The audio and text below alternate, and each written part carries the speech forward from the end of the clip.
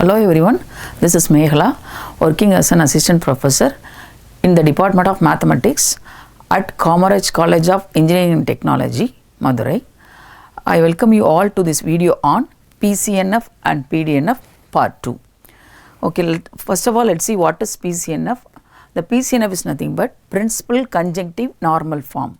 Actually, it is for a given formula, an equivalent formula which consists of conjunction of max terms is called Pcnf. See, conjunction of max terms, and Pcnf is nothing but max term, cap, max term, cap, max term. That is conjunction. Cap means conjunction. So before getting into this concept, you must know what is conjunction and what is disjunction and what are the basic concepts of logic. So I hope you people might have watched my previous videos. In those videos, I have explained the basic concepts of logic such as negation, conjunction, disjunction, conditional operator, biconditional operator, etc. And also in another video on Pcnf and Pdnf, I have explained all the basic concepts such as max term, min terms, and how to find Pcnf and Pdnf using truth table for a statement formula which involves only two variables. Okay, so in this video I am going to explain you how to find Pcnf and Pdnf for a statement formula which involves three variables P, Q and R. So before watching this video, I request you all to watch the previous video so that you can understand and follow this video and you will get a better understanding of the concept. Okay. So Pcnf is nothing but conjunction of max terms. So conjunction means cap, max term means nothing but disjunction of. So this is a max term, disjunction of variables. So max term is nothing but disjunction of variables, and what is Pcnf? Conjunction of max terms. Okay. So let's move to the next concept, Pdnf. So what is Pdnf? So Pdnf is nothing but disjunction of min terms. So what is min term? Min term is nothing but it involves, see, P, cap, Q, cap, R. So this is the min term. It involves cap. Okay. So outside will be cup, inside will be cap. So Pdnf is nothing but disjunction of min terms. So min term involves cap, whereas Pdnf is nothing but disjunction of min terms. Okay.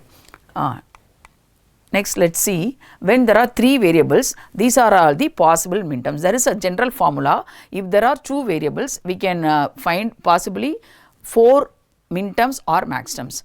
So when there are three variables, we can find out or we can define 8 min terms or max terms. So the formula involved in this is 2 power 3. Suppose there are three variables, we can find or define 8 min terms or max terms. So these are all the possible min terms while three variables are being involved in the statement formula. So this min terms should be written by following a procedure. As I already mentioned, see, P cap, Q cap, R, here no variable has negation, but in the second min term we can see the first variable alone has negation, here the second variable, here the third variable, and then here both the variables have negation, and then the next term last two variables have negation, and in the next term first and third variables have negation, and finally all the three variables have negation. So these are all the possible min terms when three variables are involved. Okay. Now let's see what are max terms when three variables are involved. So these are all disjunction of variables is called max terms. Disjunction of variables are called max terms. So here there are three variables P cup, Q cup, R. So this is a max term, and then see, while writing the next max term, you have to give negation for the first term, and in the next max term, second term alone has negation, here third term has negation, and in the next term first two variables has negation, and in the next term last two variables has negation, and in the next term first and last variable has negation, and finally in the max term all the three variables has negation. So this is a way or procedure to write min terms or max terms. Okay, right. Now here we have given with the statement formula or compound proposition, negation P then R, cap Q if and only if P. So this is biconditional operator. So we are going to find out the Pdnf and Pcnf for the proposition or statement formulae. Okay, this statement formulae involves three variables. What are they? P, Q, R. So by making use of the truth table, we are going to find out the Pcnf and Pdnf. Okay, so first of all, how many variables are involved here? Three variables P, Q, R. So first write all the three variables and write all the possible combinations of truth values of these three variables. So what are the possibilities of the truth variables for these three variables is, first of all, while writing P, truth values of P, first write 4T and 4F, and while writing the truth values of Q, first 2T's and 2F and 2T and 2F, and finally while writing the truth values of R, true, false. Alternatively you can write true, false, true, false. So we can follow this procedure so that we can write the all possible combinations of the truth values of P, Q and R. So after writing all the possible combinations, we have to get into the formula. That is, what is the formula composition? This is actually a compound proposition connected by a logical operator then. Okay, so the first statement formula is negation P then R. So we need negation P here. So what are you supposed to do? You have to find out the negation of P. How do you get negation of P? If the truth value of P is true, you have to write false. If the truth value of is false, you have to write true for negation. So here the negation of P is given by, here it is true, then it is false, here it is true, then it is false, here you can see if it is false, then it is true. So we have written all the truth values of negation P, which are the opposite of the opposite truth values of P. Okay, then what is the next statement formula? Negation P then R. Then is nothing but conditional statement.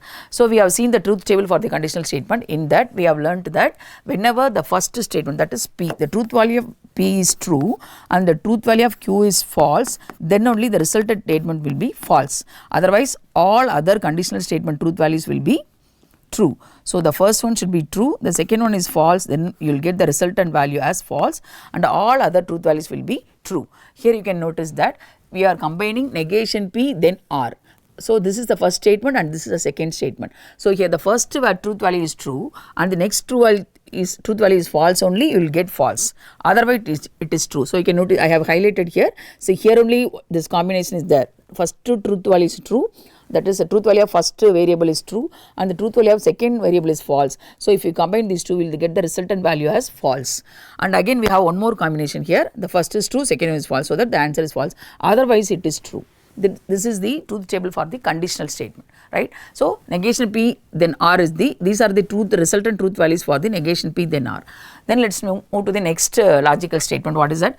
Q if and only if P. What is if and only if? That is biconditional statement. So we have already learnt the truth table for a biconditional statement. In that the biconditional value will be true if both truth values are true or both the truth values are false. That means both the truth values should be identical.